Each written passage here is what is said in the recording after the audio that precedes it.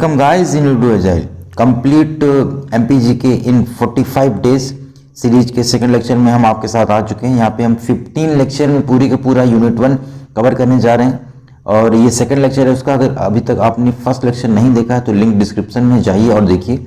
उसमें हमने पूरा का पूरा भाषा बोली वाला मंदिर स्तूप सहित सारा का सारा डिस्कस किया हुआ है। ट्रिक भी थोड़ी सी डिस्कस हुई है क्रिस्प मैनर में और नए पैटर्न की आधारित, नए पैटर्न पर बेस्ड, क्योंकि इस बार सिलेबस आपका चेंज हुआ है प्री का, और प्री जो है सबसे ज़्यादा बिगेस्ट आपका हार्डल बन चुका है।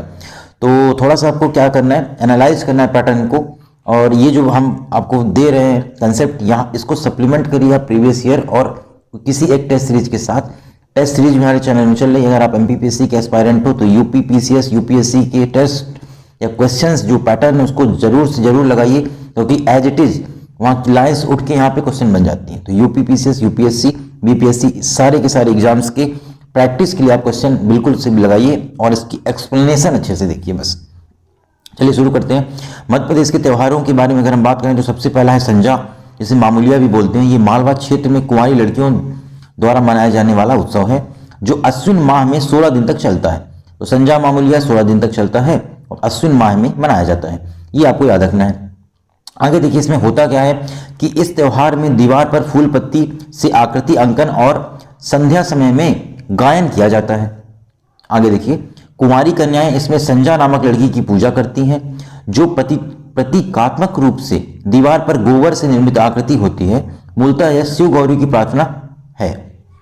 तो संजा के बारे में सिर्फ 3 पॉइंट आप नोट करिए। एक छोटी सी नोट्स बनाना है, पिछले लेक्चर में भी हमने आपको बताया हुआ है, क्योंकि नोट्स को नहीं बताया आपसे। टू द पॉइंट नोट्स बन जाएंगे आपकी अगर आप फॉलो कर लेते हो, बहुत ज़्यादा जो कि आपको हेल्प देगा। संजा लिखिए आप, उसमें से भी ये लिखिए कि कुंवारी लड़की अश्विन माह 16 दिन, और यहाँ पे सिर्फ और सिर्फ ये रखिए कि शिव और गौरी की प्रार्थना की जाती है, बात खत्म, कुछ नहीं। और ये संजा क्या है आपका, संजा नामक लड़की की पूजा हो रही है। आगे देखिए बुंदेलखंड क्षेत्र में इसे मामूलिया कहा जाता है। तो आपसे ये पूछेगा क्वेश्चन कि मामूलिया किस उत्सव को बोला जाता है, और ऑप्शन में आपको दे देगा लावणी संजा ये सब करके। तो आप बताओगे संजा किस रीजन में बोला जाता है, बताओगे बुंदेलखंड। यहाँ आकृति नींबू के पेड़ में एक हरी भरी शाखा होती है। किंवदंती अनुसार सौता लड़कियों को कष्ट देता है, अतः मामूलिया की पूजा करने पर सोता कष्ट देना बंद कर देता है। तो ऐसी मान्यता है कि ये एक आपका किंवदंती, इन्होंने बताया कि सौता क्या करता है, लड़कियों को कष्ट देता है। तो इस सौता से कष्ट के निवारण के लिए पूजा करते हैं वो लोग मामूलिया की, सिंपल सा। तो संजा आपका क्लियर हो गया। आगे देखिए सेकंड पॉइंट आप लिखिए लावणी, और लावणी के बारे में एक बात लिखिए कि 18वीं शताब्दी से मराठा आक्रमण के साथ महाराष्ट्र से निमाड़ में प्रवेश करने वाला लावणी मराठियों द्वारा मनाया जाता है। तो सबसे पहले बात अब ये लिख लीजिए, मराठियों द्वारा मनाया जाता है। और इसके 2 स्वरूप हैं, एक तो निर्गुणी जिसमें दार्शनिक प्रार्थनाएं होती हैं, और दूसरा श्रृंगार। दूसरा क्या होता है आपका श्रृंगारी। एक तो हो गया आपका निर्गुणी वाला और एक श्रृंगारी वाला हो गया, जिसमें रोमांटिक गीत गाए जाते हैं। तो आपसे बस ये पूछेगा कि लावणी की कितनी शाखाएं हैं, तो आप बता दोगे 2, निर्गुणी और श्रृंगारी। मराठा द्वारा मनाया जाने वाला लावणी है। आगे देखिए घड़ल्या ये कहाँ फेमस है, मालवा। और इसके बारे में जो महत्वपूर्ण आपको बात याद रखनी है कि कन्याओं का त्यौहार है। कन्याएं समूह बनाकर घड़िया, मिट्टी का घड़ानुमा पात्र जिसके छिद्रों में से अंदर रखे दीपक से प्रकाश बाहर निकलता है, लेकर घर घर जाती हैं तथा घाड़िया गीत गाती हैं। बदले में कन्याओं को अनाज या सिक्के दिए जाते हैं। तो ये हो गया आपका घड़ल्या। कहाँ होता है, मालवा में। होता क्या है आपको घड़ा पता होगा, घड़ा सिंपल सा जो मिट्टी का बनता है, बस वही।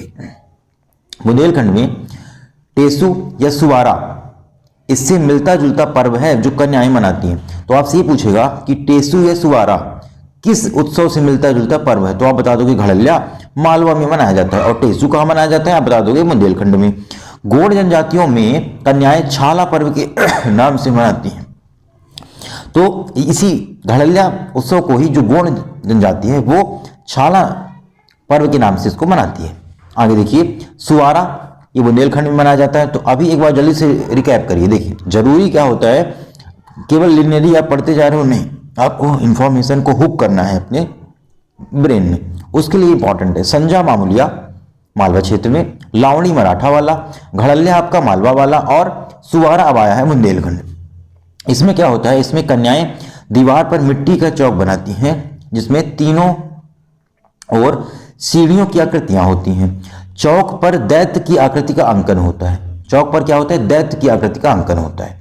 और दोनों ओर सूर्य एवं चंद्रमा को दो भाइयों के रूप में प्रदर्शित करते हैं। कौन से उत्सव में? सुवारा उत्सव में। आगे देखिए, दैत्य के ऊपरी तरफ शिव पार्वती की आकृतियां उकेरी जाती हैं। इन्हें फूल पत्तियों से सजाया जाता है और कन्याएं गौरी पार्वती को समर्पित गीत गाती हैं। तो सुवारा बुंदेलखंड भी आपका गौरी पार्वती को समर्पित गीत आ गया। और आपको एक जगह और क्या मिले थे शंकर पार्वती जी, कहाँ पे बताइए? श्री गौरी संजामा मूल्य। क्लियर? चलिए आगे देखते हैं। गोवर्धन पूजा। गोवर्धन पूजा श्री कृष्ण भगवान द्वारा गांव वासियों को गोवर्धन पर्वत उठाकर इंद्र के प्रकोप से बचाने पर मनाई जाती है। पता होगा, बहुत ज्यादा फेमस है। भील जनजाति इस अवसर पर हीड गायन करती हैं। चलिए, भी में देखिए बड़ी ई की मात्रा, ही में भी आपकी बड़ी ई की मात्रा, तो ऐसे आप याद रखोगे भील हीड, सिंपल सा। आगे देखिए, इस पर्व में गोबर से गोवर्धन बनाकर उनके समीप दीप प्रज्वलित किया जाता है। तो ये हो गई गोवर्धन पूजा। इंपॉर्टेंट पॉइंट सिर्फ एक कि भील जनजाति हीड गायन करती है। बड़ी भी में ई की मात्रा, बड़ी ई की मात्रा, बड़ी ही में बड़ी ई की मात्रा, सिंपल सा। चलिए आगे देखिए, गंगा दशमी या गंगा दशहरा मध्य प्रदेश की सभी हिंदू जातियां जनजातियां इस पर्व को मनाती हैं। ज्येष्ठ माह में शुक्ल पक्ष की दशमी को इससे मनाया जाता है। हिंदू इस पर्व को गंगा के पृथ्वी पर अवतरण दिवस के रूप में मानते हैं और नदी में स्नान करते हैं। तो ये गंगा दशमी या तो गंगा दशहरा हो गया, जो कि मध्य प्रदेश का एक महत्वपूर्ण आपका उत्सव है। इसमें आदिवासी अपने परिवार के साथ नदी स्नान करने जाते हैं। चलिए, इतना सिंपल सा हो गया। आगे देखिए, गणगौर पर्व। मालवा और निमाड़ में पार्वती पूजा के रूप में गणगौर त्योहार वर्ष में 2 बार भद्रा और चैत्र मास में मनाया जाता है। गणगौर देखिए, वैसे भी आपको सुनने से ही देखने से ही पता चल रहा है कि पार्वती पूजा यहाँ पे की जा रही है। गौरी जी वैसे भी पार्वती को बोला जाता है। आगे देखिए, किंवदंती है, किंवदंती जी ऐसा बोलते हैं कि शिव पार्वती राजस्थान स्थित अपने निवास में साल भर में एक बार आते हैं, अतः उस अवसर को विवाहित महिलाएं गणगौर पर्व के रूप में हर्षोल्लास से मनाती हैं। तो गणगौर के बारे में सिर्फ एक बात आप याद रखिएगा, विवाहित महिलाएं। तो विवाहित महिलाओं वाला उत्सव कौन सा है? गणगौर पर्व, सिंपल सा।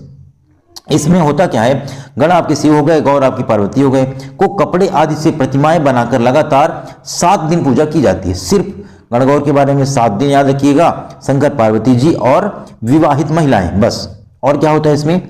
गेहूं या चावल के ज्वारे उगाए जाते हैं जो शिव पार्वती को अर्पित करते हैं। ये आपका गणगौर पर्व हो गया। आगे देखिएगा, कजरी नवमी। सावन की कजरी, आपको पता होगा ना कजरी गाई जाती है, अरे राम ऐसा करके नहीं। चलिए देखिए कि कजरी नवमी, सावन की कजरी नवमी को यह पर्व शिशु की माताएं मनाती हैं। पर्व कजरी नवमी से प्रारंभ होकर लगातार पूर्णिमा तक चलता है और सावन की शुक्ल जो आपकी शुक्ल नवमी है उस दिन महिलाएं पत्ती से बने पात्र हाथ में लेकर गीत गाते हुए कुएं तालाब तक शोभा यात्रा निकालती हैं तथा पात्र को कुएं में विसर्जित कर देती हैं। ये कजरी नवमी आपका हो गया। तो इसके बारे में आपको क्या याद रखना है कि शिशु की माताएं बनाती हैं। ज्यादातर आप एक ही पैटर्न देख रहे होंगे, या तो महिलाएं, शिशु की महिलाएं, या तो कुंवारी कन्याएं। ज्यादातर त्योहार इन्हीं के लिए बनाए गए हैं। अब आप कमेंट बॉक्स में थोड़ा सा बताइए कि क्या ऐसा कारण है कि सिर्फ महिलाओं को ही इंगेज किया जा रहा है त्योहार के थ्रू, क्योंकि त्योहार पहले से आपके चलते आ रहे हैं, तो कुछ ना कुछ रीजन रहा होगा। अदरवाइज मेल को भी हम लोग इन्वॉल्व कर रहे होते। तो आपको बताना है कमेंट बॉक्स में, फिर हम इसका आंसर जिसने भी थोड़ा सा जिसका आंसर सही लगेगा उसको हम अगले लेक्चर में यहाँ पे डिस्कस करेंगे उनके नाम के साथ। चलिए आगे, चलिए अगला देखिए, सुआ या सुग्गा।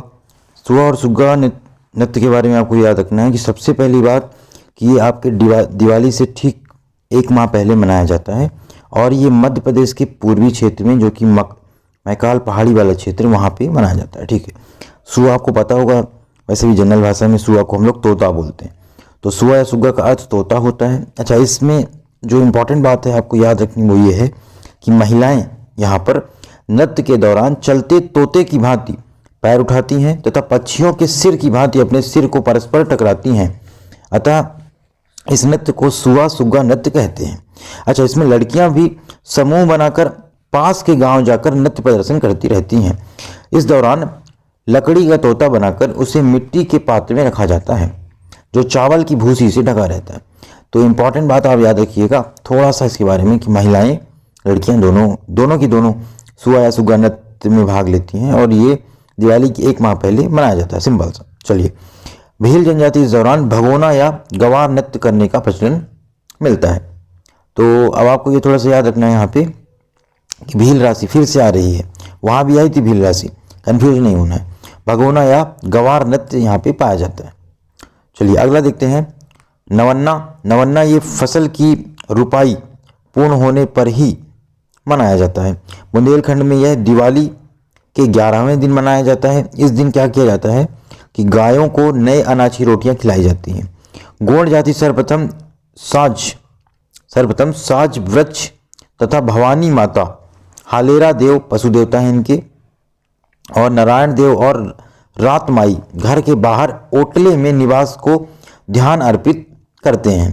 तो नवन्ना के बारे में आपको याद क्या रखना है, जो इम्पोर्टेंट बात है कि गोंड जाति क्या करती है, साज वृक्ष, भवानी माता, हालेरा देव पशु देवता, नारायण देव और रातमाई घर के बाहर ओटले में निवास करने पर धान अर्पित की जाती है। यहाँ पे नवन्ना के बारे में आप याद रखिएगा। नवन्ना में आपका गोंड आया है, पिछले बार क्या आया था, भील आया था।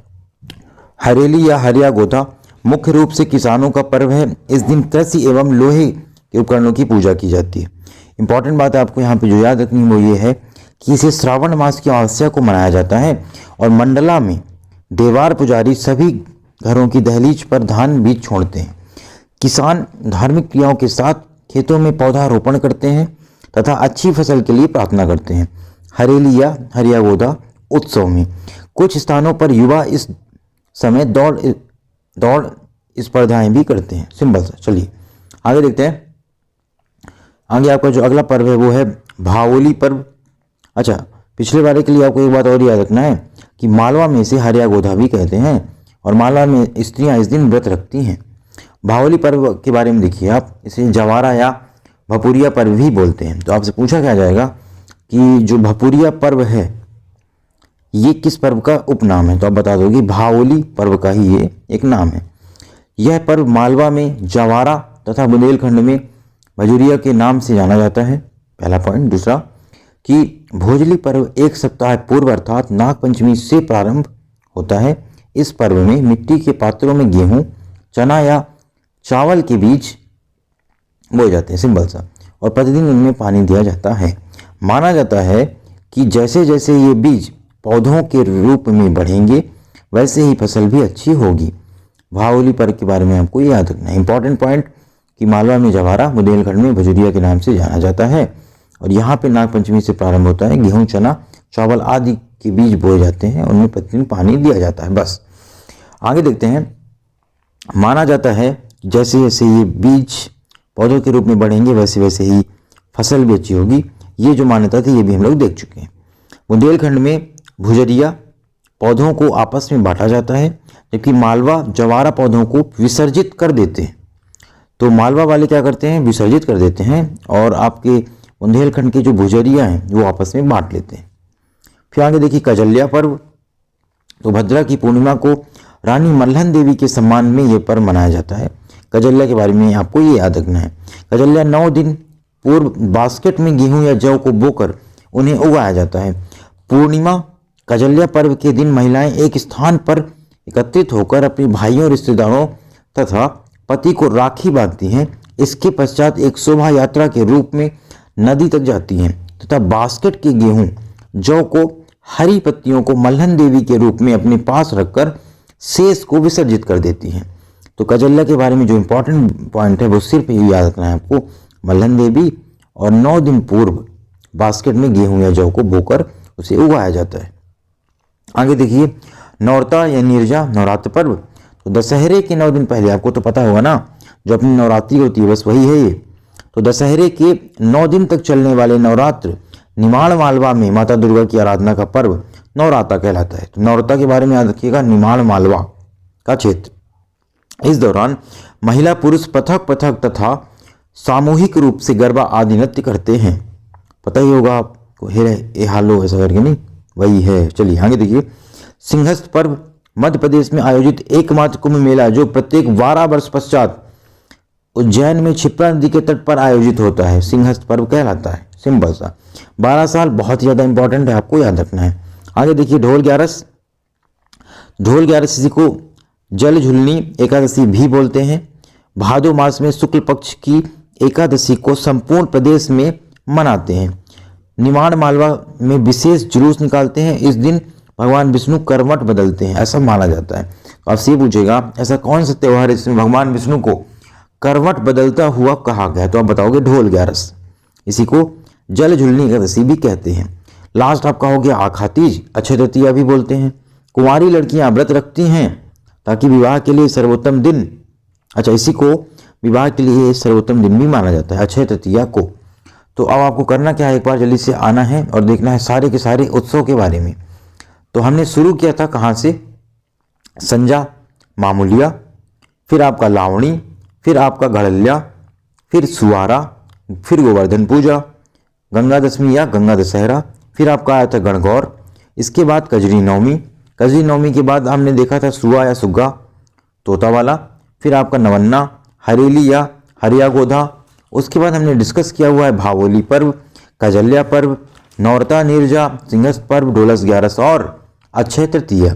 अब हम लोग देखने जा रहे हैं कुछ जनजातियों के त्यौहार और पर्वों के बारे में। इनमें सबसे पहले आपका आता है रतौना। इस पर्व का संबंध नागा बैगा से है, बहुत ही ज़्यादा इंपॉर्टेंट है क्योंकि जनजाति एज इट इज आपके सिलेबस में मेंशन है। तो इसको आपको एक तो रिलेट करना है स्थापत्य कला वाले यूनिट से और थोड़ा सा जो आपका सेपरेट जनजाति दे रखा है उससे भी आपको इसको कोरिलेट करना है। रतौना के बारे में आपको याद क्या रखना है कि इस पर्व का संबंध नागा बैगा से है। रतौना नागा, अच्छा देखिए रतौना में बड़ा ना आ रहा है ना, और नागा में भी आपका बड़ा ना आ रहा है, तो ऐसे आप याद रखिएगा, थोड़ी सी ट्रिक भी हो गई। इस अवसर पर मधुमक्खियों की पूजा की जाती है। तो रतौना, नागा बैगा और मधुमक्खियों की पूजा पहला आपको याद रखना है। दूसरा देखिए मेघनाथ। मेघनाथ के बारे में याद रखिएगा कि फागुन में गोंड जाति द्वारा यह मनाया जाता है। कौन सा, मेघनाथ, फागुन में गोंड जाति के द्वारा मनाया जाता है। मेघनाथ को गोंड सर्वोच्च देवता मानकर इसकी पूजा करते हैं। तो गोंड लोग जो हैं वो मेघनाथ की पूजा करते हैं। तो अभी हमने सिर्फ दो देखे, रतौना नागा बैगा वाला मधुमक्खी, दूसरा मेघनाथ और गोंड लोग, सिंपल सा। चलिए लारूकाज। लारूकाज इस उत्सव में सुअर की बलि दी जाती है। किसकी बलि दी जाती है, सुअर की बलि। लारूकाज में सुअर की बलि दी जाती है। यह उत्सव गोंड आदिवासी नारायण देव के सम्मान में बनाते हैं। गोंड लोग नारायण देव के सम्मान में लारूकाज मनाते हैं, सुअर की बलि देते हैं। सुअर के विवाह का प्रतीक माना जाता है। अच्छा, सुअर के विवाह का प्रतीक लारूकाज में माना जाता है। आगे देखिए नवन्ना। नवन्ना हमने पहले भी देखा हुआ है। नवन्ना गोंड जाति इसे साज वृक्ष तथा भवानी माता, हालेरा देव जो कि पशु देवता है, नारायण देव और रात माई को धान अर्पित करते हैं। नवन्ना में गोंड बहुत ही ज़्यादा इंपॉर्टेंट है। सिर्फ 4 अभी हमने देखे जनजाति वाले, रतौना, मेघनाथ, लारूकाज और नवन्ना, बस। आगे देखिए छाला पर्व। बुंदेलखंड के सुवारा से मिलता जुलता पर्व गोंड जनजाति में कन्याएं छाला पर्व के नाम से मनाती हैं। रासनावा। रासनावा के बारे में आपको याद रखना है कि इस पर्व का संबंध भी नागा बैगा से है। इस अवसर पर शहद खाया जाता है। फिर आपका आता है भागोरिया, बहुत ही ज़्यादा इंपॉर्टेंट, पिछली बार एमपीएससी में पूछा गया है। देखिए भागोरिया के बारे में आपको ये याद रखना है कि संपूर्ण भील क्षेत्र में मनाया जाने वाला भागोरिया फागुन में होलिका दहन से 7 दिन पूर्व प्रारंभ होता है। झाबुआ का भागोरिया विशेष प्रसिद्ध है, बहुत ज़्यादा इंपॉर्टेंट। झाबुआ का भागोरिया बहुत ज़्यादा प्रसिद्ध है। अच्छा, भागोरिया के 3 प्रमुख दिन होते हैं, गुगलिया हाट, भागोरिया हाट और उजड़िया। पूछ सकता है उजड़िया किस पर्व से संबंधित है, आप बताओगे भागोरिया से। भील इंपॉर्टेंट है ना, हाँ। चलिए आगे देखिए। इस दौरान अविवाहित युवक युवतियां अपने जीवन साथी का चयन करते हैं। हो गया, आगे देखते हैं। तो धैला उत्सव, धैला उत्सव, चलिए देखिए इसके बारे में। यह गोंड जनजाति का त्यौहार है। यह अक्षय तृतीया अर्थात आखा तीज से मिलता जुलता है। ज्येष्ठ माह से मिट्टी के पात्रों के साथ यह मनाया जाता है। इसमें बुआई के समय बिंदरी समारोह होता है जिसमें ठाकुर देव को बकरी की बलि दी जाती है और भंडारा होता है। तो थैला, ऐसा देखिएगा कि थैला में बकरी लेके हम लोग आ रहे थे, ठीक थोड़ी सी हो गई। ठाकुर देवता के लिए। बस आगे देखिए, छैरता या खिचड़ी उत्सव पौष मास के अंतिम दिन छैरता पर्व मनाया जाता है। आदिवासी एवं अन्य कृषक इस दिन अपना काम बंद कर माघ महीने के अपने दिन अपना हिसाब किताब चुकता करते हैं। वस्तुतः पूर्वी मध्य प्रदेश में यह दिन नए साल जैसा होता है और इस दिन खिचड़ी नामक भोजन बनाकर इसे संपन्न किया जाता है। चलिए, तो ये मत सोचिएगा कि बहुत ज़्यादा डिटेल में डिस्कस कर रहे हैं। डिटेल में डिस्कस करना इसलिए ज़रूरी है क्योंकि यही सारा सिलेबस आपका मेंस में भी है। तो ये प्री कम मेंस आपका एक प्रोग्राम, इंटीग्रेटेड प्रोग्राम है। प्री में तो काम देगा ही देगा आपको, मेंस में भी काम देगा। दूसरी बात, जो सिलेबस है वो थोड़ा सा डीप से आपसे पूछा जा रहा है। इस बार का पैटर्न आपने देखा होगा चेंज हुआ है। तो करना क्या है, आपको थोड़ा सा डेप्थ में स्टडी करनी है और प्रैक्टिस करनी है। प्रैक्टिस के लिए हमारे यहाँ यूनिट वाइज एमसीक्यूज की जो लिस्ट, जो आपका सीरीज है वो चालू है। उसको आप चाहो तो देख सकते हो, लिंक डिस्क्रिप्शन में है। क्वेश्चंस बहुत ज़्यादा आपको प्रैक्टिस करने हैं, कंसेप्ट क्लियर करना है। सेम चीज़, यही वीडियोज आप 2 से 3 बार रिवाइज करिए, सिंपल सा, और कुछ कहीं नहीं स्कैटर होना है। या जहाँ से आपने पढ़ा हुआ है वहीं उसी सोर्स को आपको 2 से 3 बार रिवाइज करना है। अलग अलग सोर्सेज में मत भागिए, बार बार बोल रहे हैं। फ़ायदा तभी होगा, सेम सोर्स को 3 से 4 बार आप कर लो। बस 10 किताबों को एक एक बार करने से अच्छा है एक किताब को 10 बार करो, क्योंकि कंपटीशन, पोस्ट सब कुछ देख लो आप। आगे देखिए, मध्य प्रदेश के सांस्कृतिक समारोह अगर हम लोग देखना चाहें तो कौन कौन से हैं, तो पहले देखिए आप, कालिदास समारोह उज्जैन में मनाया जाता है। खजुराहो नृत्य समारोह खजुराहो में। तानसेन ग्वालियर में। मालवा उत्सव इंदौर, उज्जैन और मांडू में। निमाड़ उत्सव आपके खरगोन और खंडवा में मनाया जाता है। अलाउद्दीन खां संगीत समारोह ये आपके मैहर, सतना एवं अन्य जगह में मनाया जाता है। और आमिर खां जो आपका संगीत समारोह है वो इंदौर में मनाया जाता है। ध्रुपद समारोह कहाँ होता है, तो आप बताओगे भोपाल में। मध्य प्रदेश समारोह दिल्ली में। ओरछा उत्सव टीकमगढ़ में। पद्माकर सागर में। सुभद्रा कुमारी चौहान जबलपुर। माखनलाल चतुर्वेदी खंडवा। निमाड़ उत्सव खंडवा, खरगोन और बड़वानी। दुर्लभ वाद विनोद आपके भोपाल में होता है। जनजाति फिल्मी उत्सव इंदौर में होता है। लोक रंग समारोह आपका भोपाल, इंपॉर्टेंट, स्टार लगाइए। टेपा सम्मेलन, स्टार लगाइए, उज्जैन में। लता मंगेशकर जो संगीत समारोह है वो इंदौर में होता है। और बालकृष्ण शर्मा नवीन समारोह ये आपका शाजापुर में होता है। चलिए, तो ये थोड़ा सा हमने क्या देखिए अभी, ये हमने अभी पूरा का पूरा आपका डिस्कस कर लिया है सांस्कृतिक समारोहों के बारे में। चलिए, अब आप थोड़ा सा इसको डिटेल में लोग देखते हैं कि प्रमुख जो आपके सांस्कृतिक समारोह हैं वो कैसे कैसे क्या क्या होते हैं। तो इसके बाद में इसके बारे में कुछ इंपॉर्टेंट जो पॉइंट्स हैं आप वो देखिए। यहाँ पे शासन द्वारा लगभग 17 आयोजन हमारे यहाँ होते हैं। पहला तो कालिदास समारोह उज्जैन में होता है। पहली बात तो प्रतिवर्ष होता है, कालिदास उज्जैन में प्रतिवर्ष। संगीत, नृत्य, कला, साहित्य से संबंधित विद्वानों के इस जमावड़े में कालिदास पुरस्कार भी प्रदान किया जाता है। तो होता क्यों है, संगीत, नृत्य, कला और साहित्य, यहाँ के विद्वान आएंगे, बैठेंगे, डिस्कस करेंगे और उनमें से चुन के कालिदास पुरस्कार दिया जाएगा। पहला आपका हो गया। दूसरा, तानसेन समारोह अभी हमने देखा कि भैया ये आपके ग्वालियर में होता है और प्रतिवर्ष होता है। इसमें संगीत के शीर्षक कलाकार शिरकत करते हैं और तानसेन सम्मान दिया जाता है। अलाउद्दीन खां समारोह ये आपके अलाउद्दीन खां की कर्मभूमि मैहर, सतना में प्रतिवर्ष, ये भी आपका प्रतिवर्ष होता है।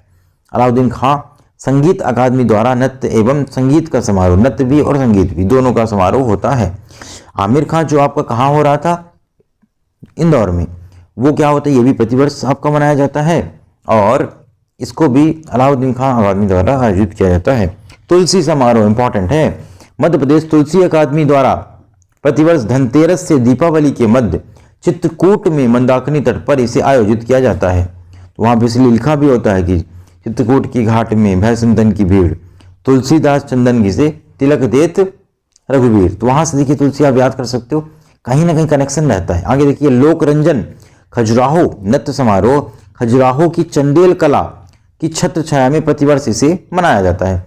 आगे देखिए, तो लोक रंग अपना हो गया। लोक कला समारोह ये प्रतिवर्ष प्रदेश के विभिन्न भागों में सृजनात्मक लोक कलाओं पर यह समारोह आयोजित किया जाता है। लोक रंग समारोह 3 दिवसीय प्रतिष्ठित समारोह भोपाल में प्रतिवर्ष आयोजित होता है। लोक कला समारोह आपका प्रतिवर्ष कहाँ होता है, आप बताओगे कि विभिन्न विभिन्न स्थानों में ये होता है आपका। मध्य पर्व समारोह मध्य प्रदेश के स्थापना दिवस के उपलक्ष्य में प्रतिवर्ष 1 नवंबर को भोपाल में होता है। तो मध्य पर्व आप कहाँ बताओगे, भोपाल में। मालवा उत्सव मालवी संस्कृति को प्रदर्शित करने के लिए किया जाता है। ये बारी बारी से प्रतिवर्ष मांडू, इंदौर और उज्जैन में होता है। आगे देखिए, मध्य प्रदेश उत्सव, ये इंपॉर्टेंट है आपका कि ये आपकी राजधानी भोपाल नहीं बल्कि भारत की राजधानी दिल्ली में होता है, जहाँ पे मध्य प्रदेश की संस्कृति को दिखाया जाता है। आगे देखिए, आपका राष्ट्रीय रामलीला समारोह, ये शासन और रामलीला मंडलियों की सहभागिता से प्रतिवर्ष प्रदेश के नगरों में आयोजित होता है। फिर देखिए, केशव जयंती समारोह, ये 1987 से प्रारंभ किया गया था, ओरछा में होता है, रामनवमी के अवसर पर मनाया जाता है। केशव जयंती समारोह ये 1987 में प्रारंभ हुआ था और ओरछा में रामनवमी के अवसर पर मनाया जाता है। चलिए हम लोग देखते हैं स्मृति समारोह के बारे में। ये 2002 से प्रारंभ हुआ था। इसके अंतर्गत आपकी कौन कौन सी स्मृतियाँ आती हैं, तो भवानी प्रसाद मिश्रा जी की नई कविता से संबंधित, फजल तबीस स्मृति समारोह यह हिंदी और उर्दू में समसामयिक रचनात्मक लेखक के लिए आयोजित किया जाता था। फिर सोमदत्त स्मृति समारोह बताओगे युवा रचनाकारों के लिए, स्वामी स्मृति समारोह यह उपन्यास लेखन के लिए, शरद जोशी स्मृति समारोह यह उपन्यास लेखन के लिए आपका आयोजित होता है। चलिए आगे देखते हैं हम लोग संगीतकारों के बारे में। अब हम लोग देखेंगे, बहुत ही ज़्यादा इंपॉर्टेंट है और थोड़ा सा डेप्थ में देख रहे हैं, पूरी बुक ही हम डिस्कस कर रहे हैं मैथ्यू जी की। तो धैर्य बनाए रखिए, देखते रहिए। 1.5x की स्पीड में आप चाहो तो लगा सकते हो। देखिए संगीतकार के बारे में सबसे पहले जो आपके आते हैं वो होते हैं तानसेन। तानसेन के बारे में आप ये याद रखिएगा कि इनका जन्म ग्वालियर में हुआ, बेहट गांव में। मुकुंद मिश्रा जी इनके पिताजी थे। 1506 में इनका जन्म हुआ है और इनका नाम क्या था, रामतनु मिश्रा, जो कि भता के राजा रामचंद्र ने तानसेन, जबकि अकबर ने मियाँ की उपाधि इनको दी थी। तो जो भता के राजा रामचंद्र ने इनको तानसेन और अकबर ने मियाँ की उपाधि दी थी। बचपन से ही ये एक सूफी फकीर मोहम्मद गौरा के संपर्क में थे। तो अभी तक इनके बारे में आप याद रखिएगा, मुकुंद मिश्रा, रामतनु मिश्रा और रामचंद्र जी ने और अकबर ने इन्हें कौन कौन सी उपाधियाँ दी और बचपन से ये किसके संबंध में थे, तो आप बताओगे मोहम्मद गौरा के संबंध में थे। संभवतः उनके आशीर्वाद से ही इनका जन्म हुआ था। गौरा ने ही उनकी तुतली आवाज को ठीक किया था। वृंदावन में स्वामी हरिदास, बहुत ज़्यादा इंपॉर्टेंट, तो स्वामी हरिदास ने उन्हें संगीत की शिक्षा दी। पुनः गौरा के सानिध्य में वे ग्वालियर आ गए और फिर मान सिंह की विधवा ग्रगनयनी से उन्होंने संगीत की शिक्षा प्राप्त की। तो मान सिंह पता होगा आपको, बहुत ज़्यादा फेमस है, उनकी विधवा से इन्होंने संगीत की शिक्षा ग्रहण की थी। तो नाम कौन कौन से अभी आपको याद रखने हैं, मुकुंद मिश्रा, रामतनु मिश्रा। फिर आपको बताना पड़ेगा राजा रामचंद्र के बारे में जिन्होंने तानसेन की उपाधि तथा अकबर मोहम्मद गौरा के संबंध में थे। हरिदास से इनको क्या मिला है, ये इनके गुरु थे, ठीक है। और जब ग्वालियर लौटे तो मान सिंह की विधवा मृगनयनी से इन्होंने क्या सीखा था, संगीत सीखा था। चलिए, कर्ण और महमूद ने भी उनसे संगीत की शिक्षा ली थी। तानसेन जब रीवा के महाराजा के यहाँ रामचंद्र के दरबार में थे तब अकबर ने वहाँ पे आक्रमण किया था। जलाल खान की भेंट तानसेन से हुई, जो कि अकबर का दूत था, और वह तानसेन को आगरा लेके जाता है और आगरा में तानसेन अकबर के नवरत्नों में शुमार हो जाते हैं। संगीत के क्षेत्र में उन्होंने 7 के सातों रागों में वो पूरा का पूरा उनको 7 के सातों रागों का अच्छा नॉलेज था। और आप देखिए यहाँ पे राग दरबारी, राग दीपक और राग मल्हार, भैरवी, इन सब में उनका कोई जवाब ही नहीं था। आगे देखिए, तानसेन को अमर बनाया राग दरबारी, तोड़ी, मियाँ की सांगरी, मियाँ की मल्हार, इन सब ने तानसेन को अमर बना दिया। 1585 ईस्वी में आगरा में तानसेन की मृत्यु होती है, वहीं इनकी समाधि बनती है और इच्छानुसार मोहम्मद गौस के मकबरे के समीप ग्वालियर में इनकी समाधि बनाई गई। चलिए आगे देखिए, उस्ताद अलाउद्दीन खां के बारे में। 1881 त्रिपुरा में शिवपुर में इनका जन्म। कलकत्ता आकर हाबू दत्त से मिडल सीखा। इन्होंने मैहर के राजा बैजनाथ के आमंत्रण पर मैहर दरबार की सेवा स्वीकार कर ली और ये उनकी कर्मस्थली बनी है। इंपॉर्टेंट है, त्रिपुरा से हैं वो, कर्मस्थली थी मैहर, जो भी यहाँ पे अवार्ड आपका मिलता है। अपनी पत्नी मंदन मंजरी से उत्पन्न अन्नपूर्णा का विवाह उस्ताद ने अपने प्रिय शिष्य पंडित रविशंकर से कर दिया था, जो आज विश्वविद्यालय सितार वादक हैं, जो विश्वविख्यात आपके सितार वादक हैं। क्लियर हो गया इतना। आगे देखिए, उस्ताद के शिष्यों में हम देखें तो पंडित रविशंकर जो कि बाद में दामाद बने सितार, पन्नालाल घोष शहनाई वाले, आशीष खां, शरण रानी, अली अहमद और उनके पुत्र अली अकबर। अलाउद्दीन खां को उनकी संगीत सेवा के लिए भारत का गौरव आफताब-ए-हिंद की उपाधि मिली थी। बहुत ही ज़्यादा इंपॉर्टेंट है और इनको पद्म भूषण, विभूषण जैसे अनेकों पुरस्कार मिले हुए हैं। तो ये जो उपाधि है आपकी आफताब-ए-हिंद, ये इंपॉर्टेंट है, पूछेगा किसको मिली थी। चलिए आगे देखिए, उस्ताद हफीज अली खां। तो उस्ताद हफीज अली खां के बारे में आप बताओ कि 1888 में ग्वालियर में जन्मे हफीज खां पूर्व अफगानिस्तान से आए थे। ठीक है, पूर्वजों ने अफगानी के रबाब का सरोद में बदला था। उस्ताद ने वृंदावन के गणेशी लाल और चुक्का लाल से ध्रुपद तथा होरी सीखी। ठुमरी और पखावज क्रमशः गणपत राव और कुदाऊ सिंह से सीखा था और अपने ग्वालियर में माधवराव सिंधिया प्रथम और जीवाजी राव सिंधिया के दरबार में लंबे समय तक संगीत में सेवा दी थी। आपको संगीत रत्नाकर से नवाजा गया है और आफताब-ए-हिंद संगीत नाटक अकादमी के सर्वोच्च पुरस्कार तथा पद्म भूषण आदि से भी ये सम्मानित हुए हैं। और राजा भैया पूंछ वाले 12 अगस्त 1882 को ग्वालियर में ये जन्मे थे। बालकृष्ण आनंद राव अल्टिकर ही राजा भैया पूंछ वाले के नाम से संगीत की दुनिया में मशहूर हुए, क्योंकि इनके पूर्वज झांसी में पूंछ के जागीरदार हुआ करते थे। चलिए आगे देखिए, आमिर खां 1913 में इंदौर में जन्मे आमिर खां को सारंगी और वीणा वादन में उनके पिता से ही संगीत की शिक्षा मिली थी। इन्हें पद्मश्री, पद्म विभूषण दोनों से नवाजा गया है और तराना की खोज पर बिहार संगीत नाटक परिषद ने फेलो इन्हें बनाया था। भारत सरकार ने उन्हें संगीत नाटक अकादमी पुरस्कार 1967 में प्रदान किया। 1974 में मोटर दुर्घटना में इनकी मृत्यु हो गई और इंदौर घराने के जन्मदाता आमिर खान को ही माना जाता है।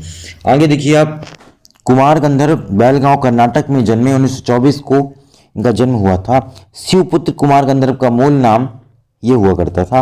पिता कोमकलीबी संगीत के जानकार थे। वे नए वातावरण हेतु देवास चले आए थे। चलिए, इन्होंने क्या क्या बनाया, कौन कौन से राग बनाए, तो आप बताओगे अहिमोहिनी, मानवती, सहेली, तोड़ी, मिदमारी, भावमत, भैरव, लगन, आधार और गांधी राग। आगे देखिए, आपके पुत्र मुकुल शिवपुत्र भी उम्दा गायक हुए। तो इनके जो पुत्र थे मुकुल शिवपुत्र, वो भी उम्दा गायक बने। फिर आपके आ गए कृष्णराव पंडित। तो शंकर राव पंडित के बेटे थे। 1893 को ग्वालियर में इनका जन्म हुआ। चलिए, और इनके बारे में आपको याद क्या रखना इंपॉर्टेंट जो है कि संगीत सरगम, सार संगीत, प्रवेश संगीत, आलापचारी, सितार, जल तरंग, तबला वादन शिक्षा, हारमोनियम वादन शिक्षा, इन सब ग्रंथों की रचना इन्होंने की थी। आगे, मुल्तान संगीत सभा ने कृष्ण राय को गायक शिरोमणि तथा कानपुर स्थित भारतीय संगीत विद्यापीठ ने संगीत मार्तंड से विभूषित इन्हें किया है। सिंपल सा। चलिए आगे देखते हैं, शंकर राव पंडित 1863 में ग्वालियर में जन्मे। शंकर राव पंडित की जन्म से ही संगीत में रुचि थी। तो इनके बारे में सिर्फ आप याद रखिएगा कि 1863 ग्वालियर, और ख्याल टप्पा विशेषकर राग दमन में इनको एकाधिकार प्राप्त था। तो राग दमन के बारे में शंकर राव पंडित। लास्ट देखिए आप, अमजद अली खान। तो ग्वालियर में 1945 में जन्मे अमजद अली खान विशेष सरोद वादक और 2001 में इन्हें पद्म विभूषण मिला हुआ है। आगे देखिए, मध्य प्रदेश के लोक गायन, उनके संबंधित क्षेत्र, विशेषताएं और प्रमुख वाद्य यंत्र। तो आप बताओगे, कलगी तुर्रा निमाड़ में शिव पार्वती को समर्पित चंग प्रमुख ग्रंथ, इसमें आपका यंत्र प्रयुक्त होता है। फाग भी निमाड़ में होली के अवसर पर, फगुआ फाग तो पता ही होगा आपको। गरबा निमाड़ 3 शैलियों में, गरबा, गरबी और गबलन पहले ही हमने देखा हुआ है। आगे देखिए आप, मसान्या, ये मृत्यु गीत होता है जो कि निमाड़ रीजन में फेमस है। निर्गुणिया, ये नारदी, ये आपका निमाड़ रीजन में आपका फैला हुआ है। और निर्गुण ब्रह्म की उपासना, इकतारा, खड़ताल, यंत्र लेके किया जाता है। भरथरी के बारे में आप क्या बताओगे? मालवा नाथ संप्रदाय के लोग चिंकारा पर भरथरी कथा गाते हैं। चिंकारा प्रमुख वाद्य यंत्र इनका हो गया। सांझा गीत मालवा, तेजाजी कथा गायन मालवा, हीड़ गायन मालवा और बरसाती बरता मालवा।